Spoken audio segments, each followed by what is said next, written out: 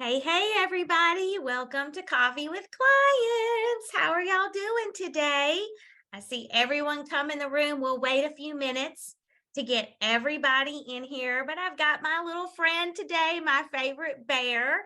Melody and I are wearing our pajamas because we are going to be talking about healthy sleep today. So excited to see you. So we'll just let everybody come in the room. This is Coffee with Clients. And every week, our amazing coaches started this, I call it a project, started this project. And to help us get to know our habits of health, we go through every element every week. And we hear from some amazing coaches who are helping us all understand about our habits of health. So, like I said, I'm Elizabeth Knowles. Melody Ray is my co-host today. I've got my little friend, my little bear, my nighttime bear with me. And we are going to be talking about healthy sleep. But first, I want to take us to element 19, and I kind of want to crack this open and kind of get us involved in this on a deeper level. So, first of all, I shared with you earlier that, I kind of thought sleep was an option. I kind of thought, sleep was something that, was only a privilege and you'd only get it on the weekend when you crashed. And, you just kind of did what you could to get sleep when you could. And my goodness, it was just really affecting the way that I functioned, and I wasn't functioning at my best. And so, Emily, I'd like for you to show that first slide for us. This quote by Dr. Anderson: sleep is your body's way of restoring organ function, stabilizing chemical imbalance, and refreshing areas of the brain that control mood and behavior and improving performance. I've had an interesting situation here recently. It's funny, we can learn a lot from children, right? Because they just are kind of at the purity of everything. And our 5-year-old grandson, who is absolutely perfect, we just recently took him to the beach on a little vacation, just the three of us. And I had to ask his mom because he had been saying something all week. He would say, "Pops, I'm going to have to recharge." Well, he has his little race cars and he watches his little, game videos and that sort of thing. And he's super smart. And I thought maybe he was talking about that. So he would say it a lot, especially if we had been traveling a long time. He would say, "Pops and I have to recharge." And so one time he even said, "I need to plug in and recharge." And we were like, "Oh my gosh, I'm looking in his bag. Is there something I'm supposed to charge for him?" And his mama revealed to me that when he gets sleepy, he knows that he needs to go to bed and recharge. Is that not precious? And so, we learn, Dr. Anderson teaches us that when we sleep, our bodies are rebooting. Our organs are getting restored, our cells are getting restored. And when we go to sleep on all this great nutrition and healthy movement that we have been learning about here on Coffee with Clients, then that sleep is quality sleep. That is what you are looking for. Now, one thing that I want you to, think about is, what are you doing at night before you get ready for bed? Now, as I said, we are in our pajamas, got our little bear, and I wanted to show you that I have these because sometimes I'm on my devices late at night. And we have to get to the place where we are restoring ourselves, where we're shutting the world down, and we are coming to a place where it's kind of like that cool down time. Melody is going to share all about that. But I wanted to tell you that there is the next slide, Emily. There is this clock that we have been seeing all along, all through this habits of health journey. Well, now we're seeing this clock, which is based on the Nautilus shell, our little symbol that is on all of our boxes and all of the Optavia branding. I heard Dr. Anderson teach about how there's 24 of those little tongs on that symbol, on that logo, which started out in his mind as he got the idea from a Nautilus shell. And that represents 24 hours in a day. And if you've noticed and you've been following along in your life book last week when we talked about healthy movement, this clock has been following us all the time. So I want to say to you, as you are embarking on your journey of healthy sleep, you control the 24 hours that God gives you every day. It does not control you. Many of us are learning about that we can eat every 3 hours. We can eat our fuelings and our lean and greens every 3 hours and not go for long amount of times and not eat. Well, also, we've got to get into this pattern as we are adjusting this clock that we have control of our day, and we become that person in the middle of this graphic that is victorious, that we are going to control our sleep. Now, we want, Dr. Anderson teaches in the Habits of Health that we get 8 hours of restful sleep. Now, in coaching, I've coached a lot of different folks. Some of them work shift work, they're in medical field, they work at night, they are drivers, like truck driving, delivery services. And my own son has a position where he has to rise pretty early to get to his company very, very early. He has to rise somewhere between 3 and 4:30 a.m. And so what do we do when we are in situations like this? This model is simply just an example. This is an example that you would go to bed at 10 p.m. and you would wake up somewhere around 6 a.m. But here's what I want to say to you. If you're on here and your life doesn't fit into this model right now, don't feel overwhelmed by this. Just like your coach is leading you to eat your fuelings and to get on the clock correctly, with that, you will be able to adjust that and get the right amount of sleep that you need. So I want to say to us here, as we are going deeper into this lesson, we won't be able to teach everything today. I do want you to read the whole section, the whole section on healthy sleep and how you can have unlimited energy. But I don't want you to feel overwhelmed if your schedule doesn't look like that, because there are ways for you to figure out how to get the right amount of sleep, even if it means you just having to reverse and flip everything for your day in a 24-hour time period. Just know that you must start telling your body, I will need to get 6 to 8 hours of sleep to be at my optimal health. So now, Melody, I would love for you to come off mute and share with us exactly how we're going to get into this healthy mindset to prepare for a good night's rest. Thank you, Liz. So Dr. A teaches that you should create a twilight hour. This is what will set you up for those uninterrupted hours of sleep. And this has absolutely changed my life doing this. And it takes practice, and you just find out what works for you. So now I just want to walk with you a little bit, just to show you an example of what creating your twilight hour could look like. So 1 hour before going to sleep, do these things. All pets, children asleep, unless you're a new mom or something. But run a hot bath, shower, do those things. Thermostat, set that thermostat below 68 so it's cool in the house. All blue light off, TV, computers, phones. Take your medications if you need that. Avoid any extra water intake except for maybe a cup of tea.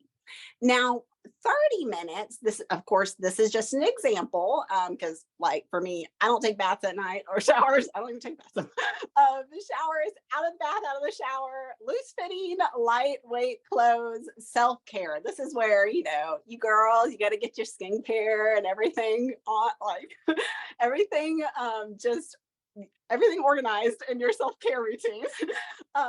Cool down starts. This is where, I mean, a lot of people love to place chamomile, jasmine, lavender, pillow on sheets. And then 15 minutes before going to sleep, this is going to be like your last minute entry to your life book or journal, reading with those blue light suppression glasses. I have these handy glasses I love because they're like built-in blue light. It's amazing. A few minutes of meditation. So if honestly, just easing your mind and calming your mind, it just makes all the difference. Deep breathing. That's something that I have had to work on because like I didn't realize that I don't even that's just something that I don't consciously think of is like I need to slow down my breath and think and meditate and deep breathe and gratitude, as well as just keeping your room cold, dark, drink some sleepy time tea or whatever, tea, chamomile, in bed. So now we're like in final stages. Use the restroom, get a bed, pillows and sheets are organized, flip that switch, prayer, if that's your thing, cuddle with your partner, and then I love you, good night, hit the sleep, hit the bed, mind off. So this is just an example. And Dr. A, he actually gives you like a chart in the life book where you can do your own and just find out what works for you and stick with it. You might have to adjust every like once in a while, like what really works for you. But just take 5 minutes today. It's kind of like an action step, but take 5 minutes today and plan your own twilight hour. Dr. A, just this chart has made all the difference in my life. So I just want to suggest for you to do that. So if all this seems a little bit structured, that's because it is. If you don't plan and have an allotment of time, life is just going to get in the way. And you will realize that, oh my gosh, I'm not sleeping right. So with that being said, next I want to share with you just some tips, some extra tips for healthier sleep. And Emily, if you can bring that next slide up. Dr. A teaches that these things will affect your potential sleep. So avoid caffeine, alcohol, eating within 3 hours of bedtime, avoid exercise within 4 minutes of bedtime, meditate for 5 to 10 minutes, and remove all electronics from the bedroom. My hubby and I, we are like, so different. Like I have to have everything dark and I just need to have complete silence because I am so extreme noise sensitive. And Jonathan's over here. He's like, I just want to watch my Netflix at night for 30 minutes. So we have a little routine that helps for us. I simply like, I know it sounds funny, but I go to bed 20 minutes before Jonathan. Because I just need my time before bed. So just make sure your bed is not too hot or too cold. Thanks, Emily, for those slides. So I hope these tips help you today. Next, I'm going to hand it over to Liz, and she's going to explain how Dr. A teaches the morning ritual as a morning model. It is like the morning version of the twilight hour, and it will set you up for success. Thank you, Liz. That was great. Thank you, Melody. And it's very true. We do kind of have to look at our day in segments. Normally we work about 8 hours. We have non-work hours that are about 8 hours, and then we have sleep hours. And so, preparing for that, getting control of our schedule and preparing for that nighttime will, really help us now kind of have this healthy morning when we wake up. So I would like for you to put in the chat, yes or no. When you wake up in the morning, do you feel calm and relaxed, fully invigorated and ready to face your day? Put a yes or a no. This is going to be interesting. Yes. Yes, I see some yeses. Put a yes if you feel great when you wake up. Put a no if you don't feel great when you wake up. There was a time before I lost the weight when I woke up, I could hardly move my body. And y'all, I was 47 years old. So, my nutrition and my sleep habits were really pressing in hard on my body. And that's, someone in their mid 40s not being able to move their joints. That was just a big sign that I wasn't waking up invigorated. So now I kind of want to bring to our attention. So this is going to be connected with our nighttime and our morning time.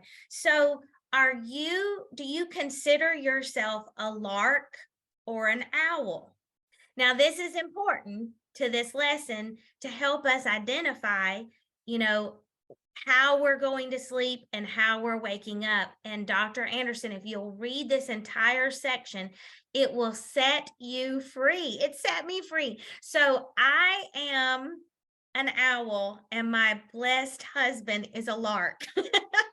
So I used to say when I had a clock in job, I used to say, listen, I don't wake up and can't make decisions till about 11 a.m. Okay. So nobody asked me anything. That didn't work too well at the workplace. But it's true. I'm just not a real, somebody put they were a Lao. So they're kind of both. Oh, that's interesting. Okay.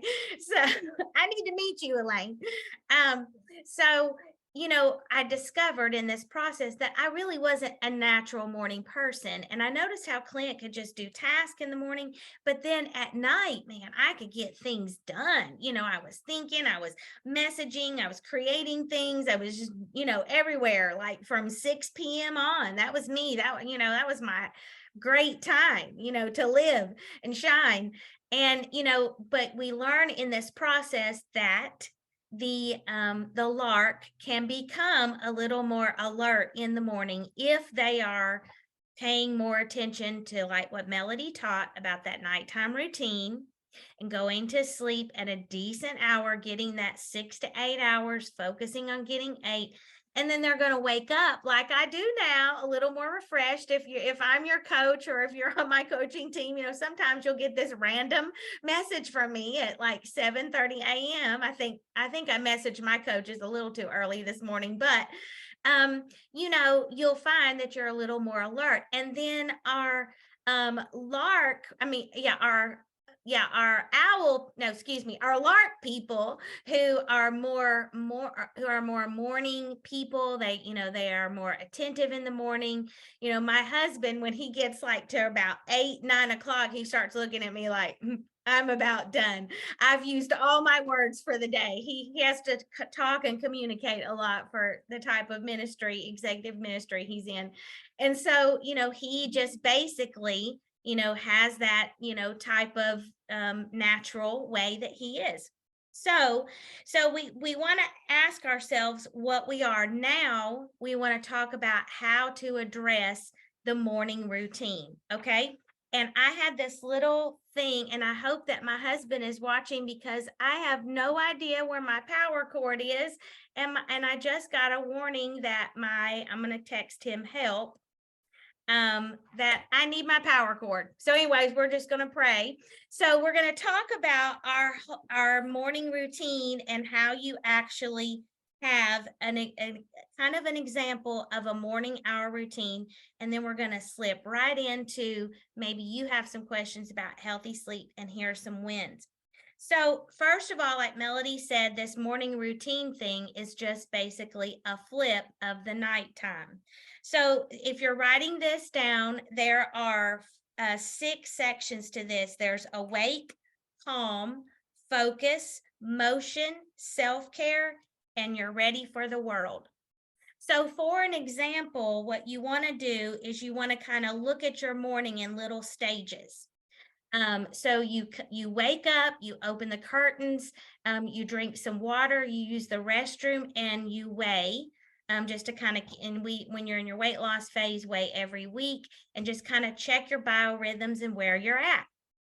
And then you want to, get that morning coffee, that morning beverage. You want to do some morning journaling. I have developed a habit in my life, this morning matters thing that I do, where, I write a scripture, I do gratitudes, and then I make a to-do list. I look at my appointments and my calendar for the day.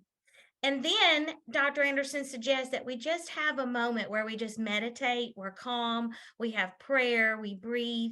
It's kind of the flip of what happened the night before. But y'all, this sets the trajectory for your day. So your morning routine is just as important as your night routine. And then you get a healthy breakfast, and then you get ready for the day. If you're doing your fueling first thing in the morning, if you're like me, because I work out now, I do a lot of protein in the morning. And then you get ready. And as Dr. Anderson says in the life book, presto, you are ready to face the day. So there is something that I heard early on after I became a coach that impacted my life. And the Habits of Health system teaches us to organize our day around what matters most. And the first thing that should matter most to you is your well-being. It's like when we're on an airplane and they go through the whole safety mechanism and they tell you to put that mask on, the oxygen mask on you first before you give it to your child. You got to take care of you first. So I want to challenge everybody on here. Take more control of your night and morning routine. Protect that sleep time. That's good. I had to ditch the way that I thought before that lack of sleep was noble and I needed an award. I showed up at the church office. Yeah, I only had like 5 hours of sleep last night. Y'all, that's not good. That's not healthy. No, we need to have good, healthy sleep, healthy nutrition, hydration, and then we're going to be able to help others. Isn't that awesome? I hope that our time, Melody and I, that we have been able, our time with you, to get you to dig a little deeper into Element 19 and to learn more about this healthy sleep. And I want you to go away with this. Remember what my little 5-year-old perfect grandson said. He said, Weo, I need to go recharge. All of us have got to go plug in and recharge every night. That's your new assignment going forward so that you can get better sleep, be the best version of you, and help others get healthy too.